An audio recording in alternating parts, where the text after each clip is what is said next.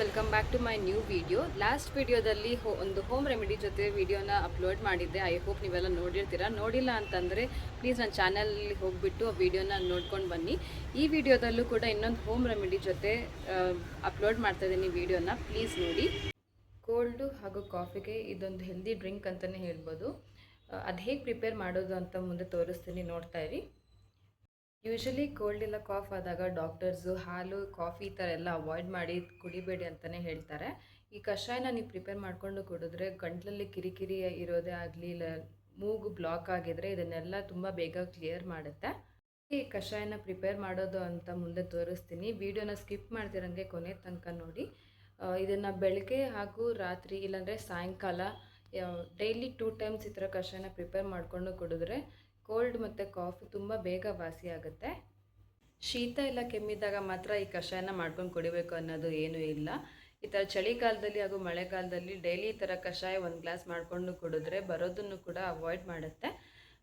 ಈ ಕಷಾಯ ಮಾತ್ರ ಕುಡಿದ್ರೇ ಹೋಗುತ್ತೆ ಅಂತ ಏನೂ ಇಲ್ಲ. ಡಾಕ್ಟರ್ಸ್ ಕೊಟ್ಟಿರೋ ಮೆಡಿಷನ್ಸ್ ಜೊತೆಗೇ ಇದನ್ನು ಟ್ರೈ ಮಾಡಿದ್ರೆ ತುಂಬ ಬೇಗ ರಿಸಲ್ಟ್ಸ್ ನೋಡ್ಬೋದು ಅಂತ ಈ ಟಿಪ್ನ ಹೇಳ್ತಾ ಇದ್ದೀನಿ. ನೀವು ಕೂಡ ಫಾಲೋ ಮಾಡಿ. ಫಸ್ಟು ಈ ಥರ ಒಂದು ಬೌಲ್ನ ಇಟ್ಕೊಳ್ಳಿ ಕಷಾಯನ ಪ್ರಿಪೇರ್ ಮಾಡೋದಕ್ಕೆ. ಮತ್ತು ನಿಮ್ಗೆ ಎಷ್ಟು ಗ್ಲಾಸಸ್ ಆಫ್ ಕಷಾಯ ಬೇಕೋ ಅಷ್ಟು ನೀರನ್ನು ಹಾಕ್ಕೋಬೇಕು. ನೀವು ಅಳತೆ ಮಾಡ್ಕೊಂಬಿಟ್ಟು, ನಾನಿಲ್ಲಿ 1 ಗ್ಲಾಸು ನೀರನ್ನ ಹಾಕ್ಕೊಂಡಿದ್ದೀನಿ. ನಾನಿಲ್ಲಿ ತೋರಿಸ್ತಾ ಇದ್ದೀನಲ್ಲ, 2 ಎಲೆಗಳನ್ನ ಹಾಕ್ಕೋಬೇಕು. ಫಸ್ಟ್ ಬೇರೆ ಒಂದು ಬೌಲಲ್ಲಿ ವಾಟರ್ ತೊಗೊಂಬಿಟ್ಟು ಅದರಲ್ಲಿ 2 ಎಲೆನ ಹಾಕ್ಕೊಂಬಿಟ್ಟು ಚೆನ್ನಾಗಿ ಕ್ಲೀನ್ ಮಾಡ್ಕೊಳ್ಳಿ. ಆಮೇಲೆ ನೀವು ಫಸ್ಟು ಯಾವ ಬೌಲ್ನ ಇಟ್ಕೊಂಡಿರ್ತೀರೋ ಕಷಾಯ ಮಾಡೋದಕ್ಕೆ, ಆ ಬೌಲಲ್ಲಿ ಇದನ್ನು ಹಾಕ್ಕೋಬೇಕು 2 ಎಲೆಗಳನ್ನ. ಈ ಒಂದು ಬಂದು ತುಳಸಿ ಎಲೆ, ಇನ್ನೊಂದು ದೊಡ್ಡ ಪತ್ರೆ ಎಲೆ ಅಂತ ಹೇಳ್ತಾರೆ. 2 ಎಲೆಗಳು ಹಾಕೊಂಡ್ಮೇಲೆ ಸ್ವಲ್ಪ ಶುಂಠಿನ ಹಾಕ್ಕೊಳ್ಳಿ. ಮತ್ತು ನೀವು ನೋಡ್ತಿರೋ ಹಾಗೆ 1 ಲವಂಗ ಮತ್ತು 1 ಮೆಣಸನ್ನು ಹಾಕ್ಕೊಂಡಿದ್ದೀನಿ, ಮೆಣಸು ಕಾಳು. 1 ಗ್ಲಾಸ್ ನೀರಿಗೆ ಇಷ್ಟು ಸಾಕಾಗುತ್ತೆ. ಇದೆಲ್ಲ ಆ್ಯಡ್ ಮಾಡ್ಕೊಂಡ್ಮೇಲೆ ಇದಕ್ಕೆ ಸ್ವಲ್ಪ ಅರಿಶಿನ ಪುಡಿನ ಹಾಕ್ಕೋಬೇಕು. ನೀವು ಇಲ್ಲಿ ನೋಡ್ತಿರ್ಬೋದು, ನಾನಿಲ್ಲಿ ಅರಿಶಿನ ಪುಡಿನ ಆ್ಯಡ್ ಮಾಡಿಕೊಂಡೆ, ಒಂದು ಚಿಟಿಕೆ ಅಷ್ಟು. ಇದೆಲ್ಲ ಆದಮೇಲೆ ಫಸ್ಟು ಒಂದು ಸ್ವಲ್ಪ ಹೊತ್ತು ಹೈ ಫ್ಲೇಮ್ ಇಟ್ಬಿಟ್ಟು ಬಾಯ್ಲ್ ಆಗೋಕ್ಕೆ ಬಿಡಿ.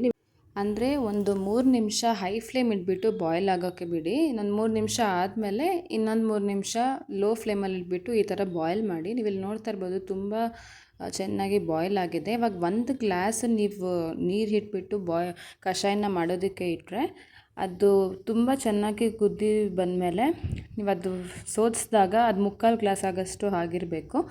ಆವಾಗ ಕಷಾಯ ತುಂಬ ಚೆನ್ನಾಗಿ ಪ್ರಿಪೇರ್ ಆಗಿದೆ ಅಂತ ಅರ್ಥ.